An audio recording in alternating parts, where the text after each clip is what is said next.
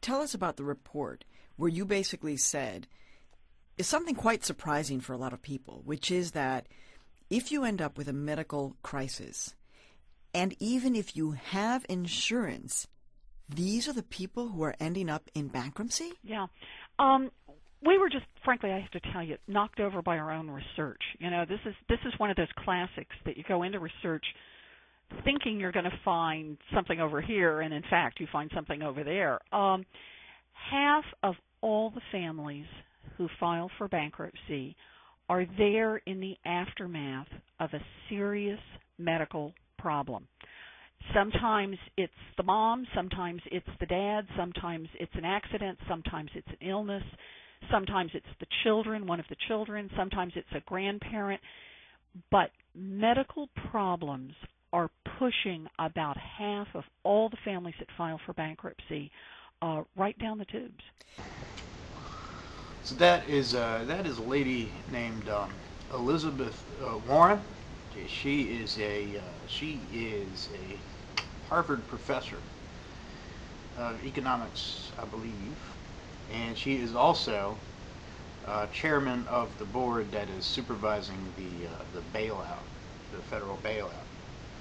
You might be surprised to find out that there is someone supervising the bailout, but there you have it. And I've been a big fan of hers since I think she's kind of doing a big kind of publicity swoop, and she's kind of poised to become a big name, I think. And I like her a lot. I think she seems real smart. She makes a lot of sense. And anyway, I took that excerpt was from an interview she did on a Now PBS TV show, I think, or something. It's on the internet, and I put it on because I'm struck by this this idea that a lot of the bankruptcies that are happening, a lot of the people who are being forced out of their homes in the current economic crisis we're all hearing about ad nauseum, are being kicked out specifically because of healthcare, medical-related problems, that they have a medical crisis, and then they can, because their health insurance, because the health insurance system in this country basically is useless for the most part. They find that the expenses are incurred are such that they can no longer afford their homes.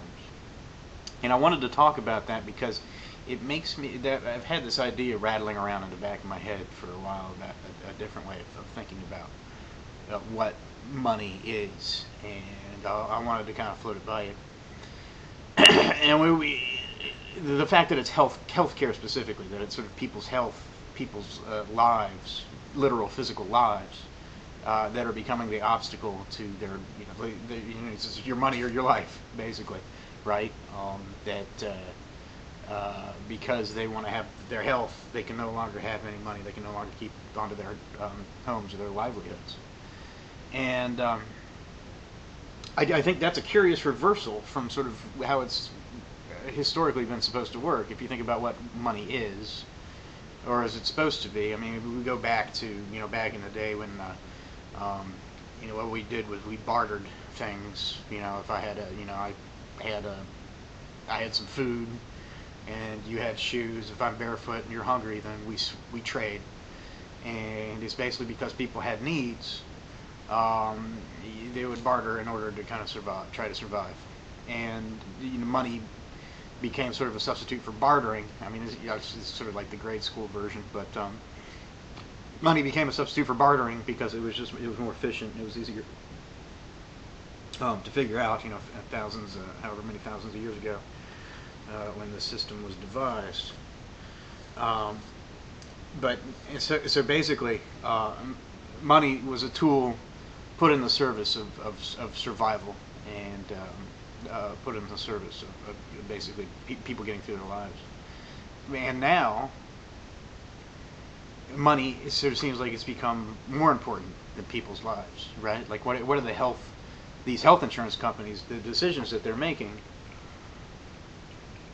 in order to maximize their bottom line, and is to withhold services whenever they possibly can, regardless of how much you're paying for the health insurance. It's in their financial interest basically to deny you care in any way that they possibly can. And I'm really struck by that, and I'm really struck by that now it's sort of switched, you know, and now it sort of seems like money has become more important than people, or people are living in sort of service to money, like we're living and dying in order to create more wealth for a small number of people. And I kind of want you to go with me here for a second. Money is basically like a virus. It's like a and I wanted to try and explain why I kind of put that in a bit of a context. I've been arguing with somebody today. He's one of these kind of Ayn Rand people. I don't know much about Ayn Rand. I read Atlas Shrugged about 10 years ago. Thought it was a fun book, but I didn't really think much of the philosophy behind it. But this guy's really big into Ayn Rand, and so we were going back and forth on that. And one of the things Ayn Rand, I'm arguing with him. I've got some notes here, and he brings up something called Francisco's money speech. I don't even remember who Francisco is or whatever, because it was 10 years ago when I read the book. But you know, I think all the Rand people know exactly what it is. And so this guy gives this big a monologue about basically what money is. And money, I'm trying to find the best place to kind of pick this up. Only the man who does not need it is fit to inherit wealth. The man who would make his own fortune no matter where he started. If an heir is equal to his money, it serves him. If not, it destroys him. But if you look on and you cry that money corrupted him, did it, or did he corrupt his money? Do not envy a worthless heir. His wealth is not yours, and you would have done no better with it. He goes on. It's like 50 pages long speech or something. But basically, what she seems to be getting at here is that people, in the long run, not in the short run, but in the long run, people